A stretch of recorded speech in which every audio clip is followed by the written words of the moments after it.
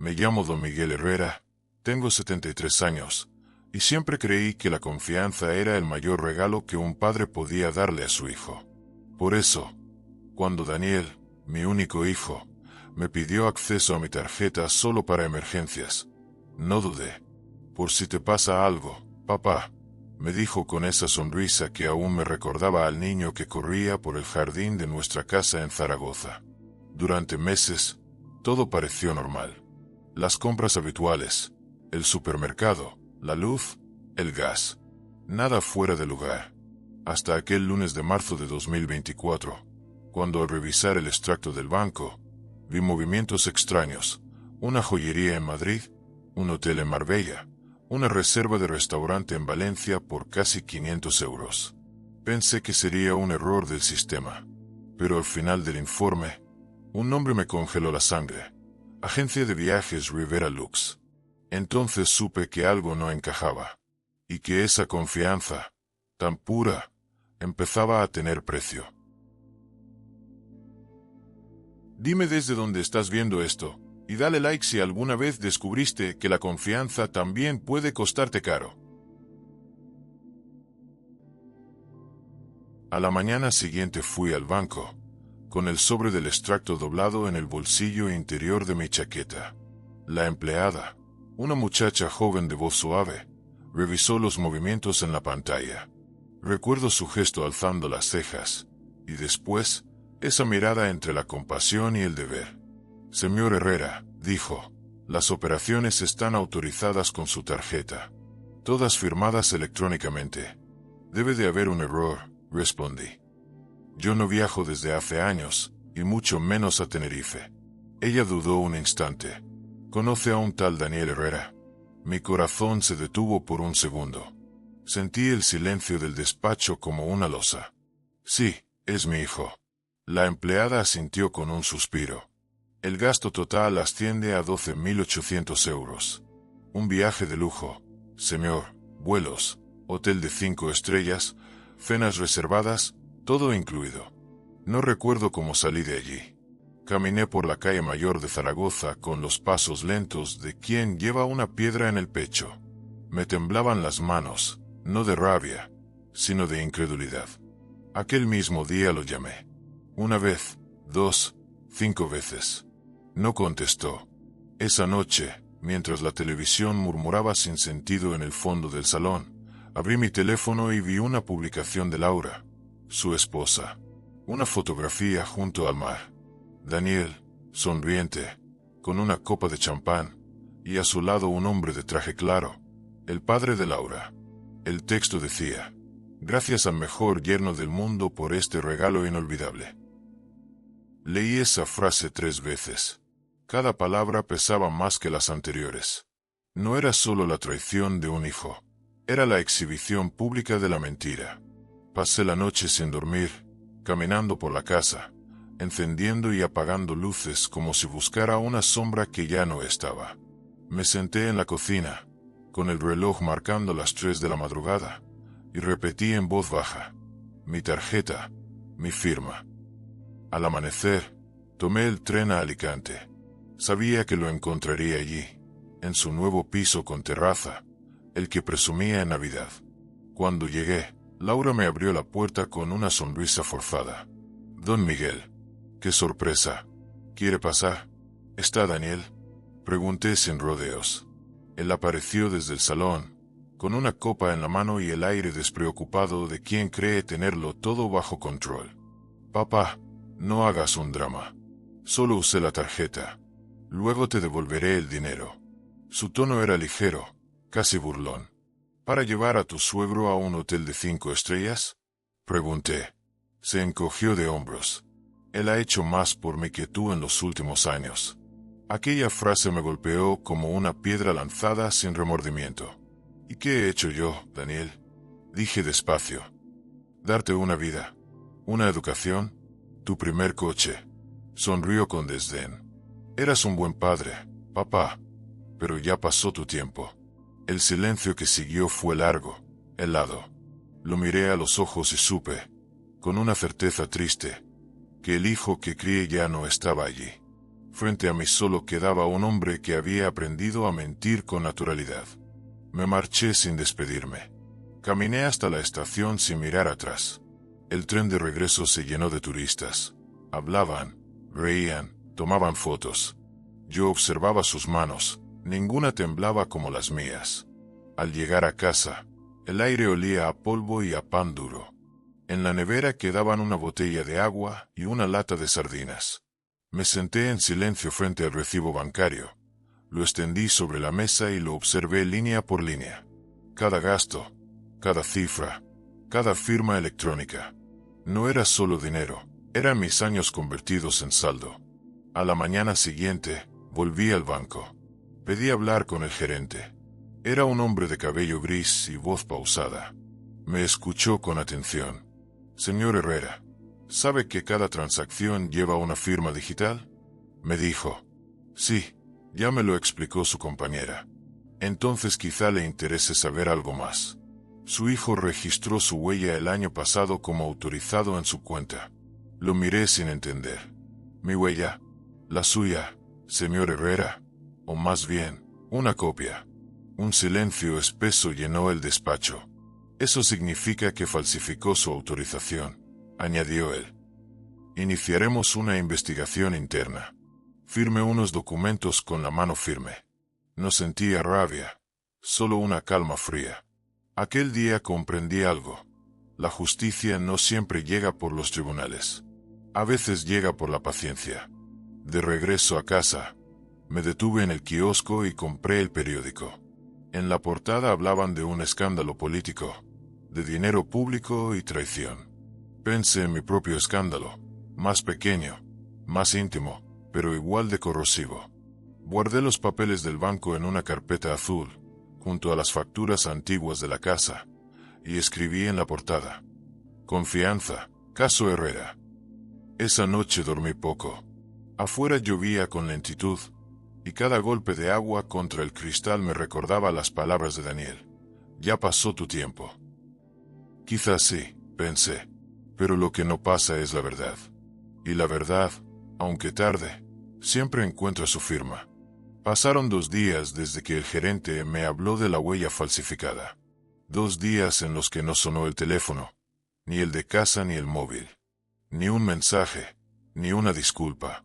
Solo silencio. Y en ese silencio, una certeza. Si no ponía un límite, mi propio hijo seguiría creyendo que podía caminar sobre mi nombre sin ensuciarse. El jueves, a las 10 de la mañana, tomé el autobús hacia Alicante. Llevaba en el bolsillo la carpeta azul con los documentos del banco y una copia del informe de movimientos. No iba con intención de discutir. Iba a mirar a mi hijo a los ojos y pronunciar la verdad con calma, sin gritos, sin reproches. A mi edad uno aprende que el ruido no corrige, solo humilla. El edificio donde vivía Daniel era moderno, con fachada de cristal y plantas decorativas en la entrada. Un portero joven me saludó sin reconocerme. Toqué el timbre del piso 4B. Escuché pasos, risas, el murmullo de una televisión encendida. Laura abrió la puerta. Llevaba una bata de seda y una sonrisa tensa. Don Miguel. ¡Qué sorpresa! Intentó sonar amable, pero sus ojos buscaron algo detrás de mí, como si temiera que trajera testigos.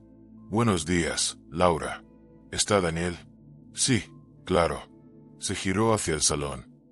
Cariño, tu padre. Daniel apareció con una copa en la mano. Eran apenas las 11 y ya olía a vino caro. Su expresión fue una mezcla de incomodidad y arrogancia. Papá, ¿qué haces aquí? Vengo a hablar contigo. Entré sin esperar invitación. El piso era elegante. Muebles nuevos, cuadros de diseño, una terraza con vista al mar. Todo lo que podía comprarse con la tarjeta de un anciano ingenuo. Me senté frente a él. Puse la carpeta azul sobre la mesa. ¿Reconoces esto? Pregunté. Claro. Son tus papeles de siempre. Bebió un sorbo, fingiendo indiferencia. No, Daniel. Son los tuyos. Los del banco. Abrió la carpeta y hojeó los extractos. Sus ojos se movieron rápido, hasta que encontró la cifra total, 12.800 euros. Intentó sonreír. Papá, no hagas ese drama. Solo usé la tarjeta un par de veces. Luego te devolveré el dinero. ¿Un par de veces? Repetí, despacio. Un viaje a Tenerife, un reloj de 2000 euros, cenas, hoteles, gasolina. Todo firmado electrónicamente con mi nombre. Se encogió de hombros. Lo hice por Laura. Quería que su familia me respetara.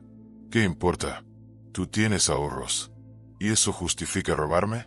No exageres, papá. No es robo si algún día pienso devolvértelo. Respiré hondo. Me obligué a no alzar la voz. ¿Sabes qué me dijo el gerente del banco? Que alguien registró mi huella como autorizada el año pasado. Una copia perfecta. No sé de qué hablas. Claro que sabes. Fuiste tú, Daniel. Laura intervino, nerviosa. Miguel, seguro fue un malentendido. Daniel nunca. Laura, la interrumpí. No hablo contigo. Ella se calló. Daniel dejó la copa en la mesa y me miró con fastidio. Papá, no puedes probar nada. Sí puedo. Saqué del sobre una hoja con el sello del banco. Aquí está la auditoría digital. Cada operación, cada registro, cada firma electrónica lleva tu identificación de acceso. El silencio que siguió fue denso. Laura bajó la mirada. Daniel palideció. Podría denunciarte, continué. Podría llevarte ante un juez, y en una semana tendrías que explicarle por qué falsificaste la huella de tu padre. ¿Y lo harías? Preguntó, casi desafiante. No lo sé. Todavía no he decidido si castigar o perdonar. Me levanté despacio. Pero si sé esto, el respeto no se pide, se mantiene. Y tú lo perdiste el día que pusiste mi nombre debajo de un gasto que no era tuyo. Fui hacia la puerta. Antes de salir, me detuve. Daniel, dije sin mirarlo, algún día comprenderás que el dinero puede devolverse, pero la vergüenza no. Cerré la puerta sin esperar respuesta. Esa tarde regresé a Zaragoza con el alma más cansada que el cuerpo. La ciudad me recibió con una llovizna fina. Subí las escaleras de mi edificio lentamente, dejando que el eco de mis pasos llenara el pasillo. Dentro, la casa olía a polvo y recuerdos. Sobre la mesa, aún estaban los recibos del banco y una foto de Daniel de niño, con las rodillas llenas de barro, riendo en el jardín. Me senté y observé la foto durante un buen rato. Intenté recordar el momento exacto en que el amor se convirtió en deuda. Quizás fue el día que dejé de corregirlo, o cuando confundí confianza con impunidad. A la mañana siguiente, preparé café y abrí las ventanas. El aire del otoño entró frío, limpio.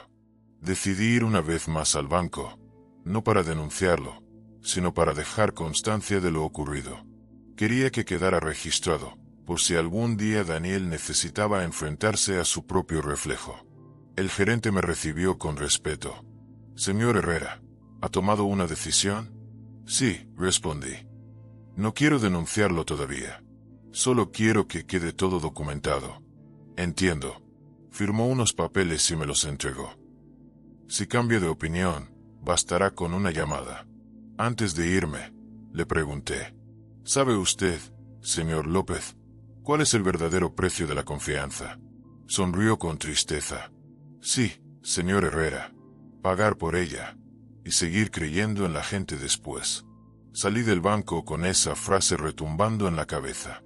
Caminé por el parque, observando las hojas caídas, los niños jugando, los jubilados en los bancos.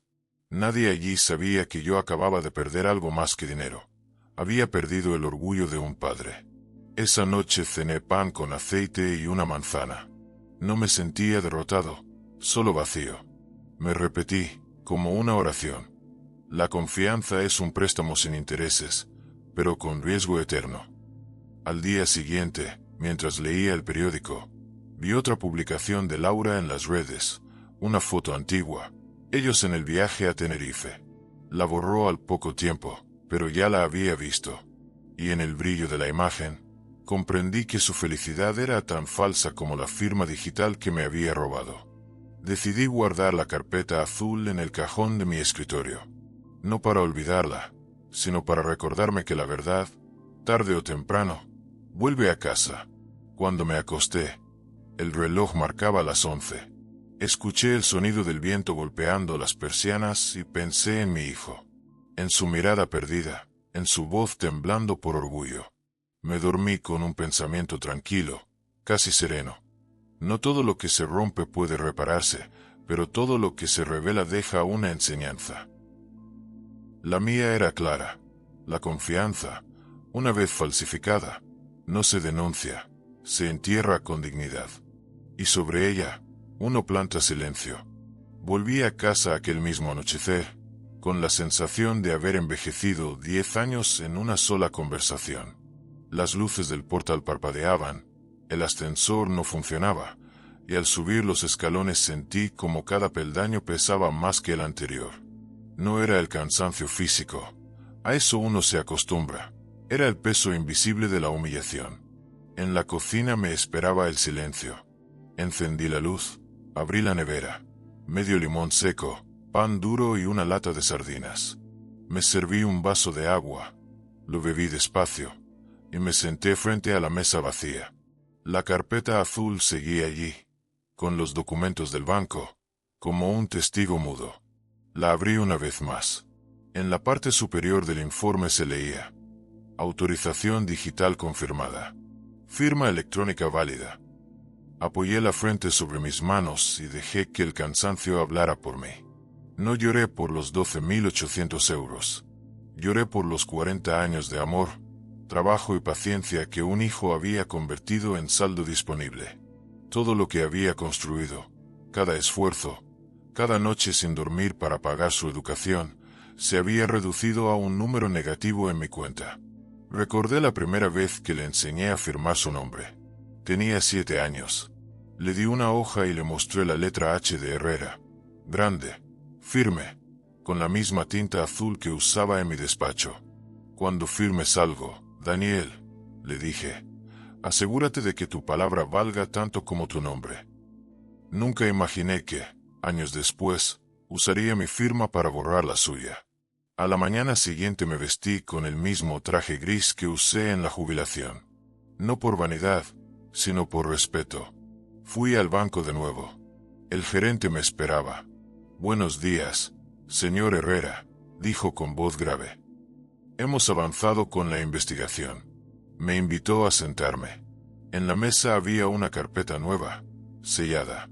Nuestros técnicos confirmaron que su huella fue copiada mediante una aplicación de lectura biométrica. Su hijo registró ese patrón el año pasado cuando gestionó una autorización para domiciliar el pago de su coche.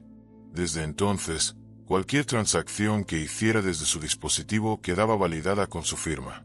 Entonces, ¿fue un fraude? Sí, señor. Un fraude familiar.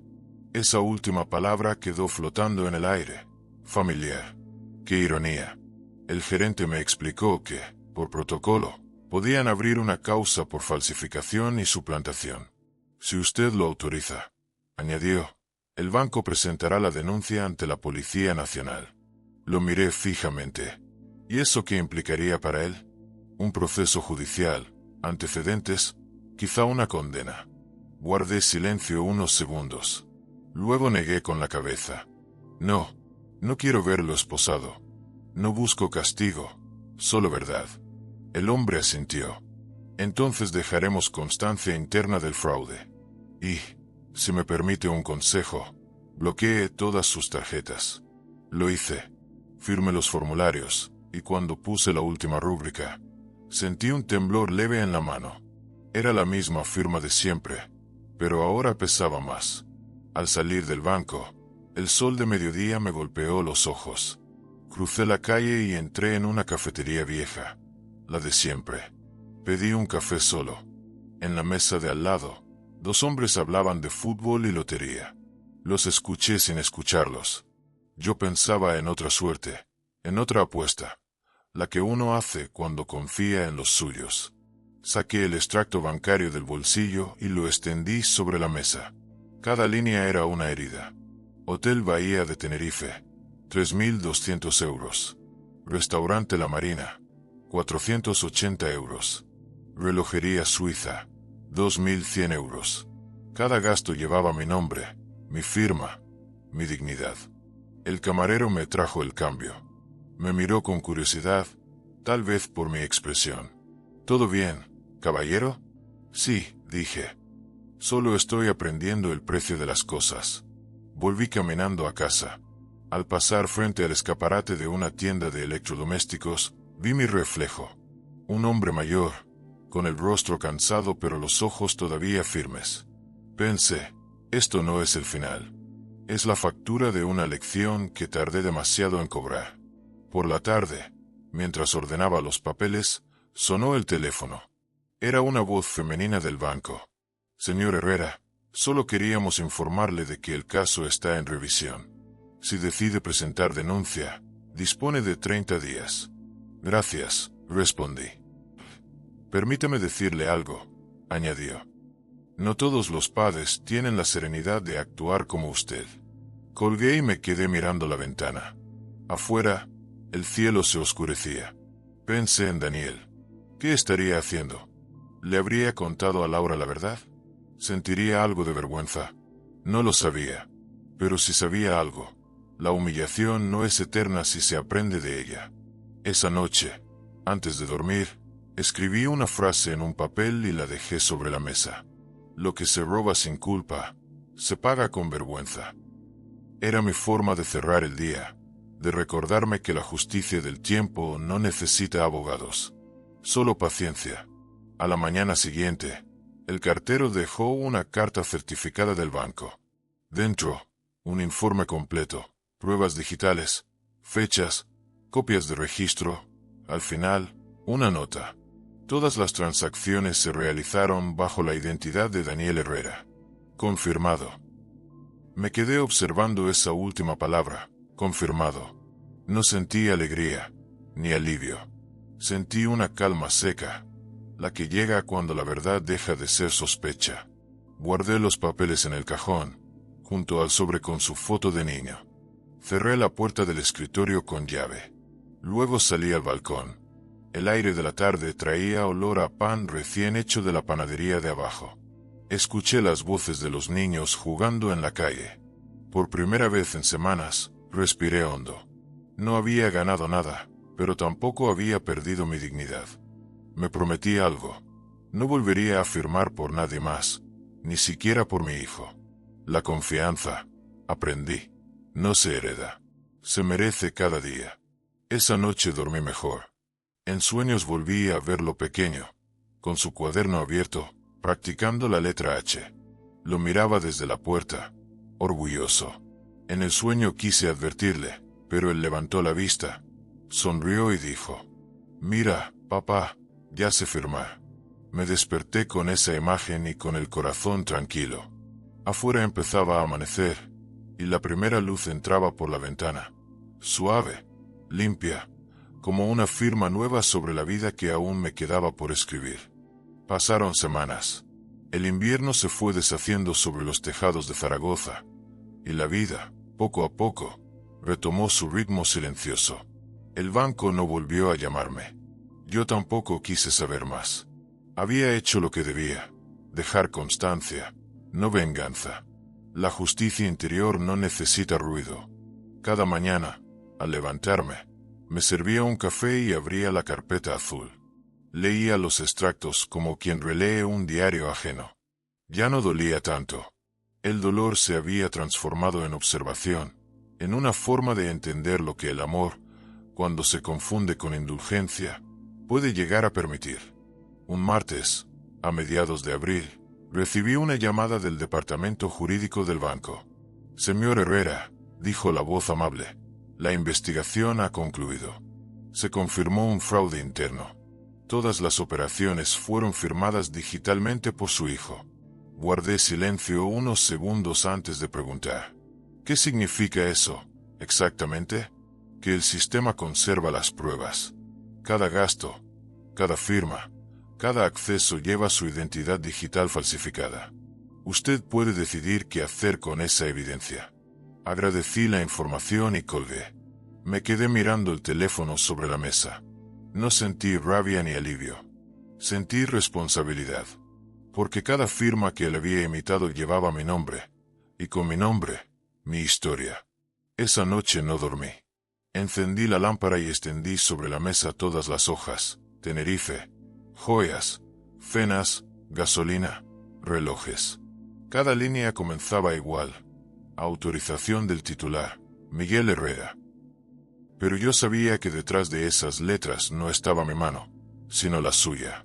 Y, sin embargo, algo en mí comprendió que, de algún modo, seguía siendo mi firma, porque lo había permitido, por amor, por miedo a ofenderlo, por esa ceguera que tienen los padres cuando aún creen que el hijo que criaron sigue siendo el mismo niño que los abrazaba al llegar del colegio.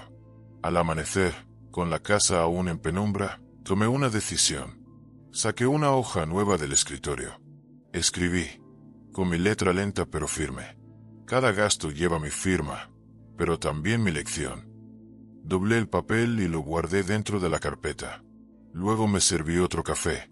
Abrí la ventana y dejé que el aire frío entrara. Afuera, el cielo comenzaba a aclarar. Durante los días siguientes, caminé mucho. Iba al parque, al mercado, a la iglesia vacía por las tardes. Hablaba con poca gente. Me sentía como un hombre que ha sobrevivido a una tormenta y ahora solo escucha el silencio que queda después del trueno. Una tarde, encontré en el buzón una carta a nombre de Daniel. No tenía remitente. La abrí por instinto.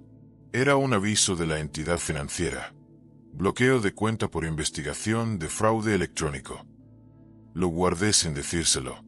El tiempo debía hacer su trabajo. Pocos días después, recibí su llamada. «Papá», dijo, con voz apagada, «necesito verte». «¿Qué ocurre, Daniel?» «No por teléfono. Voy a tu casa». Llegó al amanecer. Tocó la puerta con la mano temblorosa. Cuando abrí, lo vi distinto. La barba crecida, las ojeras hundidas, la mirada de quien ya no tiene excusas. Entró sin hablar. Se sentó en la misma silla donde, años atrás, solía desayunar antes de ir al colegio. «El banco congeló mis cuentas», dijo. «Laura se fue. Estoy sin trabajo. No tengo dónde dormir». Me quedé quieto, observándolo. El orgullo que antes lo cubría se había derrumbado. Por primera vez en mucho tiempo, vi a mi hijo, no al hombre que me traicionó. «Yo tampoco tuve dónde dormir», respondí con calma, «cuando te fuiste de casa sin mirar atrás». Bajó la cabeza. «Solo pido una oportunidad. No dinero. Una oportunidad».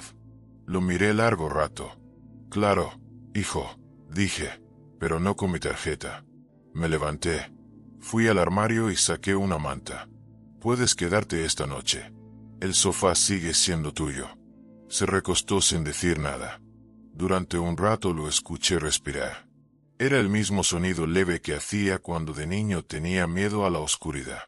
En la madrugada me quedé despierto, sentado en la butaca, observando la silueta de mi hijo dormido. Y me prometí algo que jamás había hecho. No volvería a salvarlo antes de que aprendiera. A la mañana siguiente, mientras él seguía durmiendo, salí al banco. Llevaba conmigo un sobre cerrado. Dentro, una única hoja. Una transferencia de €1 a la cuenta congelada de mi hijo. En el concepto escribí: «Por cada euro que robaste, una lección te sigue». Cuando el gerente leyó la nota, sonrió con respeto. «¿Estás seguro de querer dejar constancia de esto?», preguntó. «Más que nunca». Le entregué el bolígrafo y firme. Ese gesto, tan pequeño, fue mi justicia. No una denuncia, no una condena. Era un espejo. Cada vez que Daniel revise su cuenta, verá ese euro solitario y sabrá que su padre no lo odió, pero tampoco lo excusó. Al volver a casa, él ya se había ido. En la mesa había dejado una nota breve. «Gracias, papá. No sé cómo llegamos a esto. Prometo arreglarlo». No respondí. Guardé la nota en la carpeta azul, junto a todo lo demás. Esa tarde llovió. Salí al balcón con una taza de café y observé el agua correr por los balcones. Pensé en todas las firmas de mi vida. La del primer contrato de trabajo, la de mi boda, la de la hipoteca, la de su nacimiento en el registro civil. Y ahora, aquella última, diminuta, de €1 simbólico. Cada una, comprendí, tenía un significado distinto, pero todas hablaban de lo mismo: responsabilidad. Cuando anocheció, apagué las luces y me quedé sentado en el silencio. No sentía rencor, solo una paz extraña, la que llega cuando uno aprende a dejar ir la decepción sin perder la dignidad. Miré el reloj. Faltaban pocos minutos para la medianoche. Tomé mi pluma y escribí en la última página del cuaderno: he firmado mi última lección. Que cada gasto robado sea un recordatorio, y cada firma falsificada, un espejo donde quien mienta vea su propio reflejo. Guardé el cuaderno en el cajón y me fui a dormir. Esa noche soñé con el mar. No con el de Tenerife, sino con el Mediterráneo tranquilo de mi infancia. Las olas eran suaves, regulares, como una respiración que vuelve a su ritmo. Y al fondo, sobre la arena, alguien escribía con un palo mi nombre: Miguel Herrera. Debajo, con letra temblorosa, otra mano añadía: perdón. Cuando desperté, la primera luz del amanecer iluminaba la mesa, y entendí que, al final, la verdadera firma no estaba en el papel, sino en la conciencia. Y esa, gracias a Dios, seguía siendo mía. Pasó un mes sin noticias. Ni una llamada, ni un mensaje, ni siquiera un rumor. El silencio se había instalado en mi vida como un huésped discreto. Aprendí a convivir con él. Desayunaba temprano, caminaba por el parque, leía los periódicos viejos en el bar de la esquina. Nadie me preguntaba por Daniel.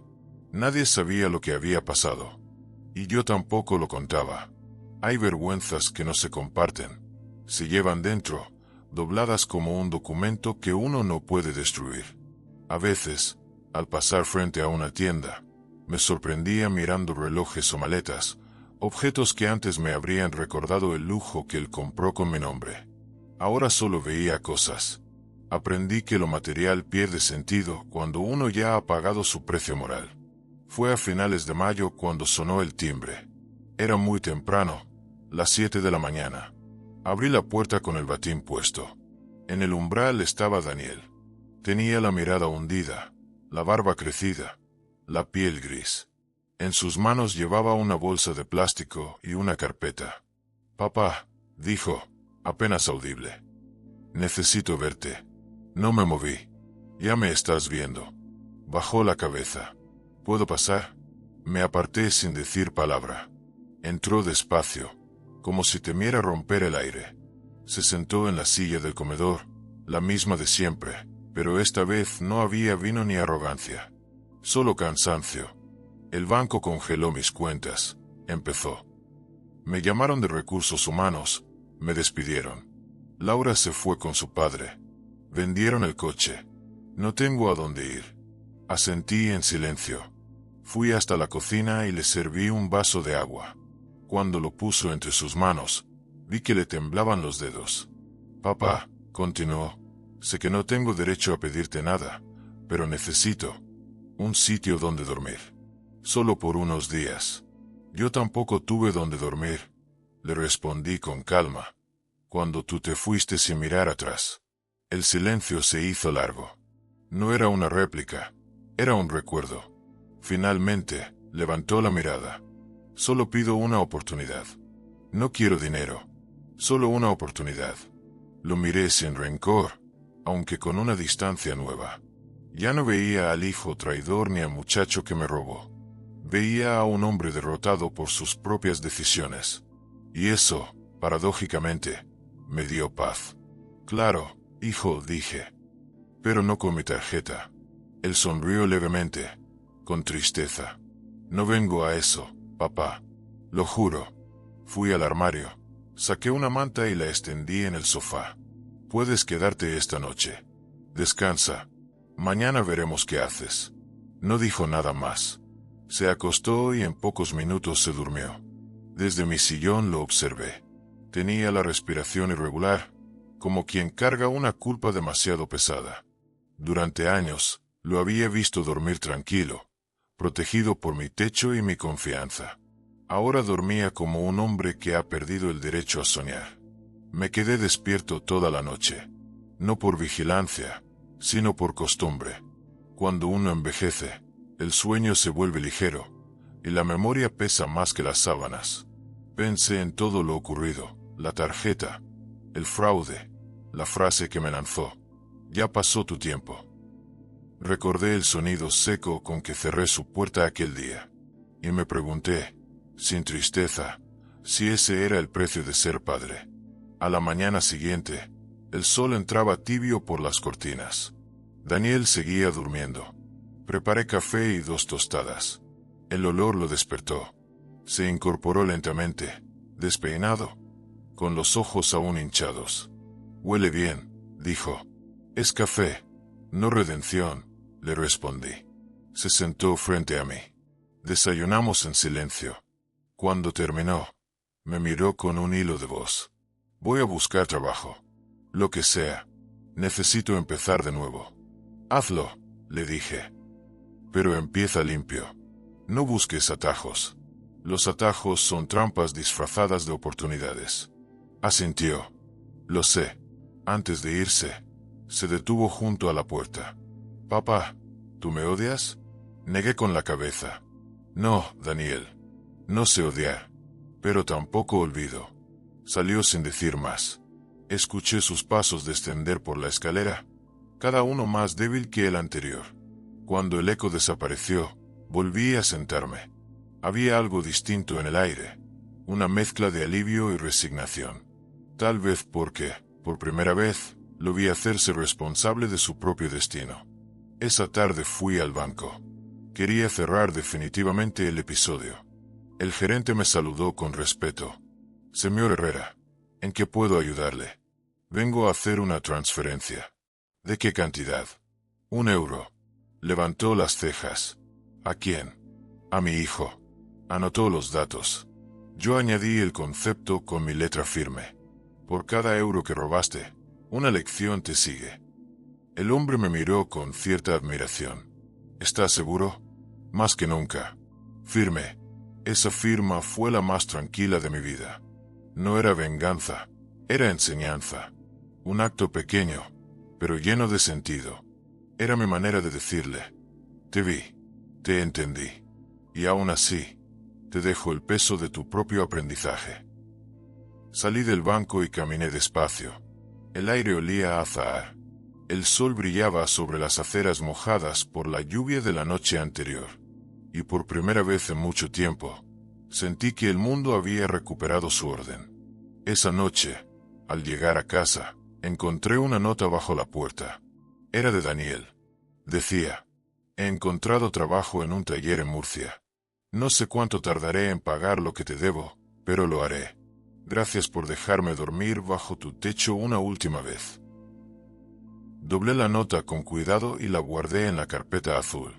Luego me senté junto a la ventana, con la taza de café aún caliente, mirando cómo el cielo se teñía de naranja. Pensé en la marea baja, en cómo el mar siempre regresa a su lugar, dejando al descubierto lo que la espuma escondía. Así era la verdad. Tardaba, pero siempre volvía. Y allí, en la quietud de mi casa, comprendí que no había perdido un hijo, sino que había recuperado mi nombre. Desde entonces, cada vez que suena el teléfono y escucho su voz, a veces cansada, a veces más fuerte, sé que está aprendiendo a ser un hombre, no por mis consejos, sino por sus errores. Y cada vez que miro mi firma en algún papel, recuerdo aquella lección que ahora llevo como una cicatriz honesta.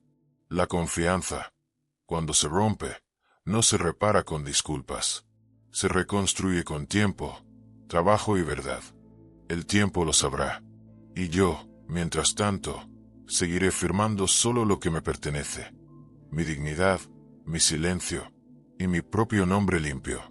Los meses que siguieron fueron tranquilos, de una calma que al principio dolía y luego se volvió necesaria. Había aprendido a vivir sin esperar llamadas, sin revisar cuentas, sin mirar hacia atrás buscando explicaciones. En mi edad, el silencio es una forma de justicia. Y yo, después de todo lo ocurrido, Había decidido vivir dentro de él.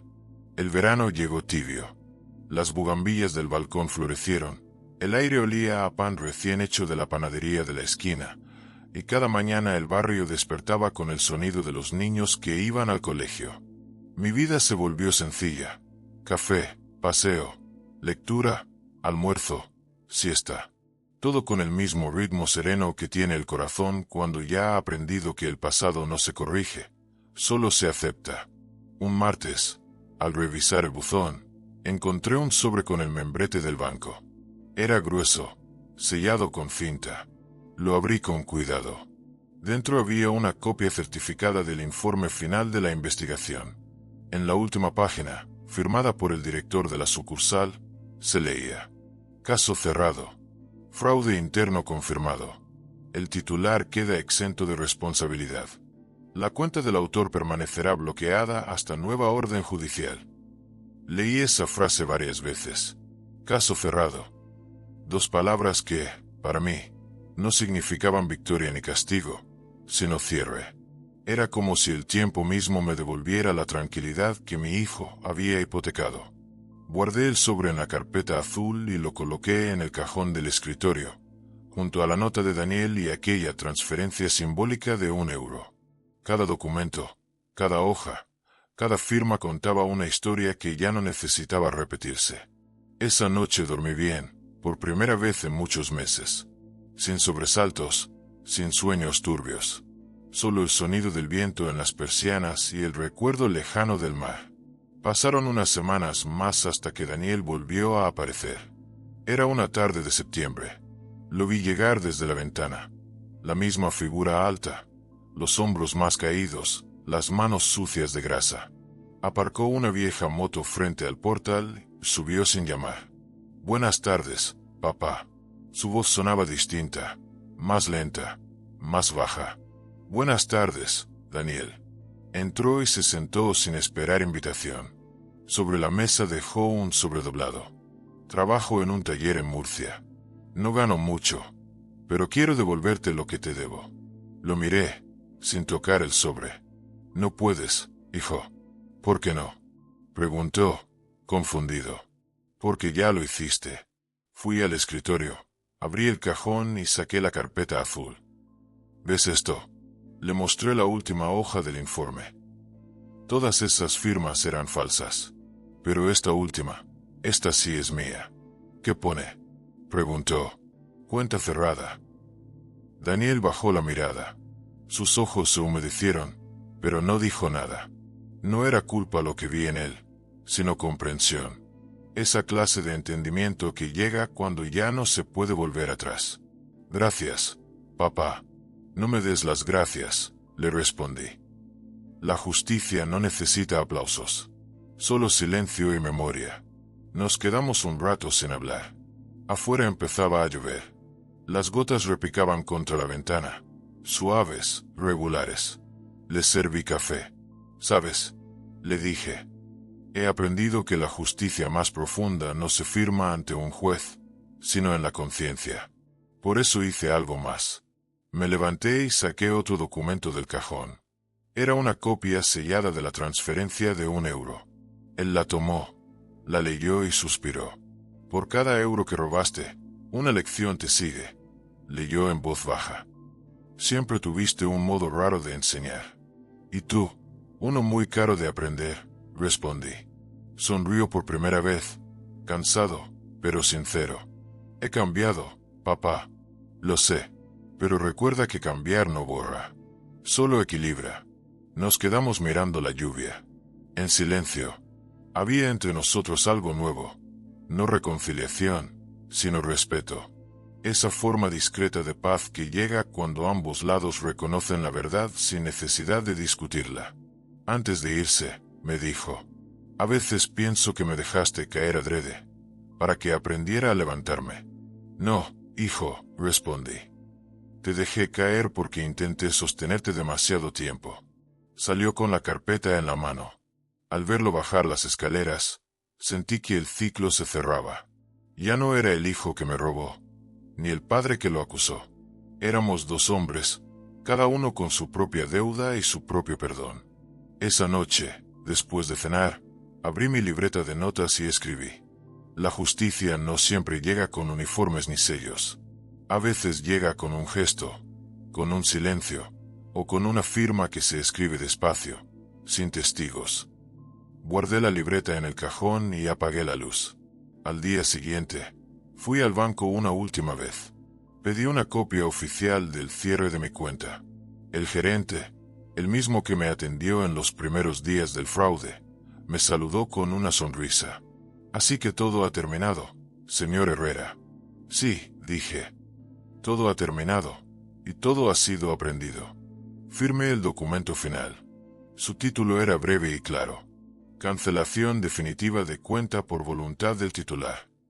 Esa fue mi última firma sobre aquel asunto. No tembló mi mano. Salí del banco y caminé hasta la plaza. Me senté en un banco bajo un árbol y observé la vida moverse a mi alrededor. Los niños jugando, los vendedores ambulantes, las parejas jóvenes discutiendo por nimiedades. La vida seguía, indiferente, pero justa en su continuidad. Miré mis manos, arrugadas, firmes todavía. Pensé que, a mi edad, la justicia más valiosa no es la que castiga, sino la que enseña. Y supe, con una serenidad absoluta, que lo que comenzó como una traición terminó como una lección heredada. Una que, quizá, Daniel enseñará algún día a su propio hijo. Porque todo acto deja un eco, y el mío, esa transferencia de €1, esa carpeta azul, ese documento sellado, ya no era una herida, sino un espejo. Un espejo donde ambos aprendimos a mirarnos sin miedo. Y a decir, sin palabras, la justicia ya está hecha. Ha pasado un año desde entonces. El calendario ya no marca fechas de conflicto, sino estaciones. Las flores del balcón han vuelto a abrirse, y la casa, antes llena de silencio, ahora huele a vida otra vez. Daniel trabaja en un taller en Murcia, arreglando motores y bicicletas eléctricas. Me llama cada domingo, sin falta. A veces hablamos 5 minutos, a veces 20. No hay reproches, ni disculpas, solo hechos. Y en esa sobriedad, hemos encontrado algo parecido a la paz. Hace unas semanas vino a verme. Llegó en tren, con las manos manchadas de grasa y una pequeña caja de cartón. Dentro había un reloj de pulsera, sencillo, sin marca. Lo reparé yo, me dijo. Es el que llevabas cuando era niño. Lo encontré en el taller, entre piezas viejas. Lo observé en silencio. Las manecillas, por primera vez en mucho tiempo, funcionaban. Ya vuelve a dar la hora, añadió. Sí, respondí, pero lo importante no es que marque el tiempo, sino que lo haya recuperado. Se sentó frente a mí y sacó un sobre. Papá, quiero devolverte lo que te debo. Negué con la cabeza. No puedes, hijo. ¿Por qué? Porque ya lo hiciste. Fui al escritorio, abrí el cajón y saqué la carpeta azul. Dentro estaban las pruebas, las firmas, el informe, el euro. Todo lo que alguna vez fue herida, ahora era testimonio. ¿Ves estas firmas? Le dije. Todas eran falsas. Pero la última, esta sí es mía. Él la leyó despacio. ¿Qué pone? Cuenta cerrada. No lloró, ni pidió perdón. Solo me miró con una mezcla de respeto y cansancio. Gracias, papá. No me des las gracias. Solo recuerda, la confianza es como una firma, hijo. Una vez que la falsificas, nunca vuelve a ser igual. Asintió. En su rostro había algo nuevo, humildad y un tipo de tristeza que, curiosamente, sanaba. Nos quedamos en silencio, escuchando el tic-tac del reloj recién reparado.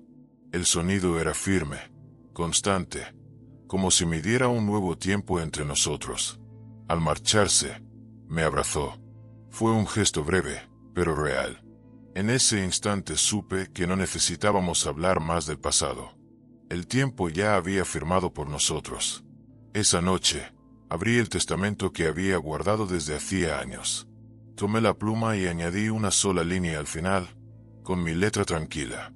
A mi hijo, Le dejo mi nombre limpio y la libertad de escribir el suyo sin repetir mis errores. Apagué la luz y me senté junto a la ventana. Afuera, el cielo estaba despejado, y el viento movía las cortinas con suavidad. El reloj marcaba la medianoche. En la cocina, el aroma del café recién hecho llenaba el aire. Pensé en mi vida, en los años de trabajo, en la traición, en el silencio, en la justicia que no castiga, sino que enseña. Y comprendí que la última firma no estaba en los papeles ni en los bancos. Estaba en la paz que uno siente cuando todo ha sido dicho, cuando la verdad ha quedado en su lugar. Miré hacia la mesa. La carpeta azul descansaba cerrada, y sobre ella el reloj reparado, marcando las horas con una precisión que parecía nueva. La justicia ya había hecho su trabajo. El perdón también. Y el tiempo, ese juez silencioso, seguía su curso, puntual, exacto, como el pulso de un corazón que, por fin, vuelve a latir en calma.